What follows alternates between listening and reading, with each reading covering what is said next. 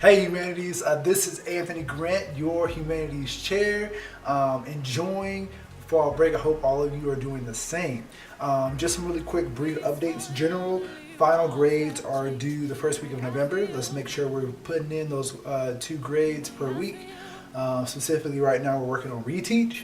And so this week and next week we should be really focused on really making sure we're honing in those bite-sized skills and putting in the grades and adjusting grades based on that. Again, I'm continuing to support our 8th grade composition crew. Let's make sure we continue to show some love, making tons of progress. We will also continue to hold on our O3s this particular week, just to make sure that that process continues. I'll also continue to have my office hours, which are Mondays, Tuesdays, and Thursdays after school, further to 5 p.m. Just a reminder, standards-based grading. So all of you have been given our standards-based grading document. I also put together a quick video within this video to just really make sure we're all super tight again on how to put those grades in. Secondly, also next week on October the 30th during our team meeting time, I will be supporting KNDMS with their DEIL session and coaching their social justice facilitator. So there will be a video at that time, and I'll leverage our humanities chairs to continue to organize and support that time as well, just like the last time. Also quickly, on October 31st is our Cafecitos with our parents.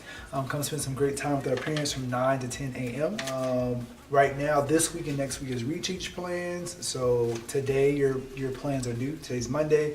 So just make sure that you have all of your plans ready to go. As a reminder, next week is Dios los Muertos with social studies. So that's what you should be planning for. And then also closing out your reteach with students this week. IA grades should be entered by this Friday for composition and social studies, so let's make sure that's tightened up and done. Unit plans again were due last Wednesday. I am finalizing feedback by tomorrow.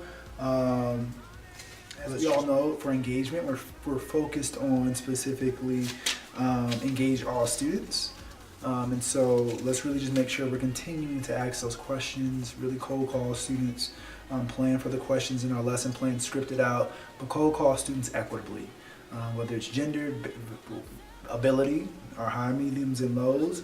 Let's just make sure we're giving all the students a chance to process and also articulate themselves and engage in the work that's going on in class. For regular, we're focused on reteach. That's where the majority of you are, and we've made lots of progress to get there as we moved out of personalize and differentiate, aka monitor aggressively. As we reteach, this week and next week is a great opportunity to use that practice. We've also, myself and the humanities chairs, have created a video for you to really outline what that looks like, while also sending some resources in your blast for the documents that we should be sending home to parents, letting them know that students are retesting, and we're reteaching skills so that way they can continue to get their grades. And then lastly, for CRP, we all know that we're focused on creating confident sense makers in our class and making sure that environment is there where students are able to process and think. And so one great skill to do is, again, set up within your lesson plans some simple think, pair, shares, right? Students who are internal processors really need that think time or write time to be able to write or think, right? And then our verbal processors really need the time to talk.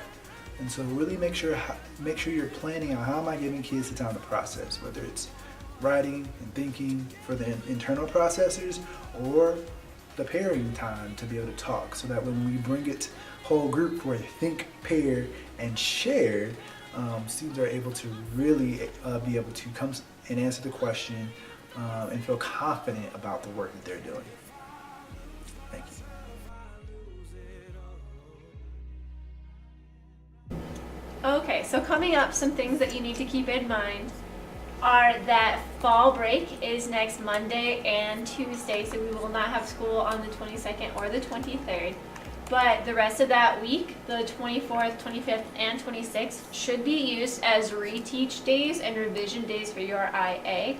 These should not be days that you're just giving the test back to students and saying go, but specifically targeting areas where students scored lower in. So for example, with my data, I had quite a few students that scored pretty low with their thesis statements. And so because of the average that they got, I know that's an area that I need to work on, so I could spend 1 or 2 days reteaching that topic and then having students actually go back into their essays to revise them, and then that would bring up their thesis statement scores on their essays. I would then go back and put that in my group book. The next week will be the official starting of Unit 2. We're going to be kicking off Unit 2 with a diagnostic for their upcoming PBA focus. And so that'll be your in-class PBA rough draft. You will then focus on reteach revisions for that diagnostic throughout that PBA time. And then you'll also be including in your content acquisition periods. The week after, from between November 5th all the way to November 16th, there is a grammar IA window that is opening. It is sometime during that grammar IA window that you need to make sure to give students their grammar assessment. That will take all of at least 1 period. And they will be tested on their ability to revise and correct incorrect grammar in paragraphs.